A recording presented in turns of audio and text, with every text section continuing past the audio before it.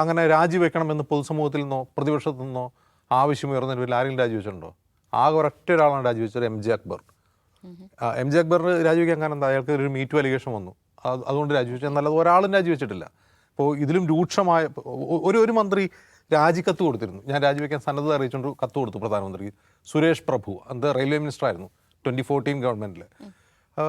മോദി പറഞ്ഞു രാജ്യം വെക്കേണ്ടെന്ന് പറഞ്ഞു. കാരണം നിരന്തരം ട്രെയിൻ അപകടങ്ങൾ ഉണ്ടാകുന്ന ഒരു സമയമായിരുന്നു. അപ്പോൾ അതിൻ്റെ ഉത്തരവാദിത്തം ഏറ്റെടുത്ത് അദ്ദേഹം പഴയ ലാൽ ബഹദൂർ ശാസ്ത്രിയുടെയൊക്കെ ഉദാഹരണം പോലെ അയാൾ രാജി കൊടുത്തു, രാജിവെക്കരുതെന്ന് പറഞ്ഞു. പക്ഷേ 2017 ആയപ്പോൾ അദ്ദേഹത്തെ ക്യാബിനറ്റ് റീഷഫ്ലിംഗ് ഒഴിവാക്കി.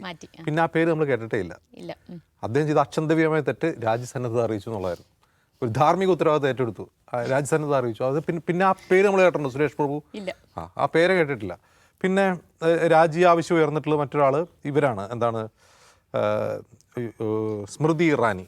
സ്മൃതി ഇറാനിക്കെതിരെ വരുന്ന ആഴ്ച രോഹിത് വെമുലയുടെ സൂയിസൈഡ്, അതിനുശേഷം ഉണ്ടായ പ്രൊട്ടസ്റ്റുകൾ, പിന്നെ ഇവരുടെ തന്നെ സർട്ടിഫിക്കറ്റ് വിവാദം, ഇവരുടെ വിദ്യാഭ്യാസ യോഗ്യത സംബന്ധിച്ച് വരുന്ന ചോദ്യങ്ങൾ, അതിൽ രാജ്യ ആവശ്യം ഉന്നയിച്ചു, വന്നില്ല. പിന്നെ അവരെ വിദ്യാഭ്യാസ വകുപ്പിൽ നിന്നെടുത്ത് മാറ്റി ടെക്സ്റ്റൈൽസിലേക്ക് മാറ്റി. പിന്നെ ഞാൻ പറഞ്ഞ എത്രയോ മന്ത്രിമാരുടെ രാജി ആവശ്യം വന്നിട്ടുണ്ട്, അത് പരിഗണിക്കാറില്ല. അപ്പം അങ്ങനെ വലിയ പ്രശ്നം വരുവാണെങ്കിൽ അവരെന്ത് ചെയ്യുന്നത് വെച്ചാൽ ഒരു റീഷഫ്ലിംഗ് നടത്തിയിട്ട് വകുപ്പ് മാറ്റി കൊടുക്കും.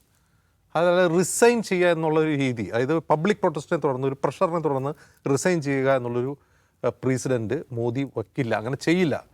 അതിൻ്റെ കാരണം എന്ന് വെച്ചാൽ അതിൻ്റെ ആവശ്യമില്ല. അവരുടെ തത്വം അതാണ്.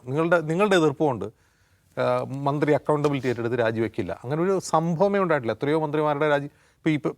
ഇപ്പോഴത്തെ അശ്വിനി വൈഷ്ണവ് അത്യാവശ്യം കൊള്ളാവുന്ന ഒരു മന്ത്രിയാണ് ഈ മന്ത്രിസഭയിൽ.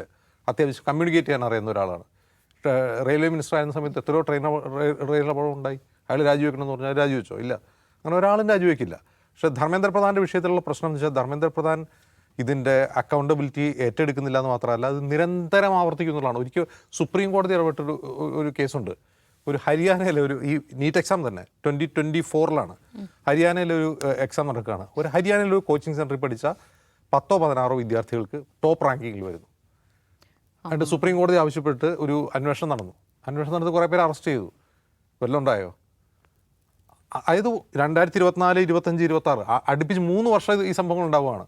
അപ്പോൾ മോദി എന്താണെന്ന് വെച്ചാൽ ഇതിൽ ഉത്തരവാദി മന്ത്രിയാണ് എന്നൊരു നിഗമനത്തിലേക്ക് എത്തി അയാൾ മാറ്റില്ല, അയാൾ റിസൈൻ ചെയ്യാൻ പോകുന്നില്ല. പകരം ഒരു റീഷഫ്ലിംഗ് വന്നിട്ട് വകുപ്പ് മാറ്റി കൊടുക്കും. കാരണം ഈ ധർമ്മേന്ദ്ര പ്രധാൻ 2014 മുതൽ തന്നെ മോദി മന്ത്രിസഭയിലുള്ള ആളാണ്. അയാൾ മുമ്പ് പെട്രോളിയം മന്ത്രിയായിരുന്നു. ഈ മോദിയുടെ വളരെ പ്രധാനപ്പെട്ട ഫ്ലാഗ്ഷിപ്പ് പ്രോഗ്രാംസ്, ഇപ്പോൾ ഉജ്ജ്വല യോജനയൊക്കെ, ഗ്യാസ് സിലിണ്ടറുടെ പദ്ധതി, അതൊക്കെ നടപ്പാക്കിയ ആൾ എന്നുള്ളൊരു ഖ്യാതി ഇയാൾക്കുണ്ട്. ഒഡീഷ എന്നുള്ള നേതാവാണ്, BJPയുടെ റാങ്ക് ആൻഡ് ഫയൽ ഉണ്ടായിരുന്ന ആളാണ്. അതിൻ്റെ ഇടയിൽ കേട്ടു ഇവിടുന്ന് ഒഴിവാക്കിയിട്ട് അയാൾ ഒഡീഷ മുഖ്യമന്ത്രിയാക്കാൻ പോകുന്നു. ചിലപ്പോൾ അല്ല, അതൊക്കെ ആക്കി. പക്ഷെ നിങ്ങൾ വിചാരിക്കുന്നത് പോലെ രാജിവെച്ച് പോകില്ല.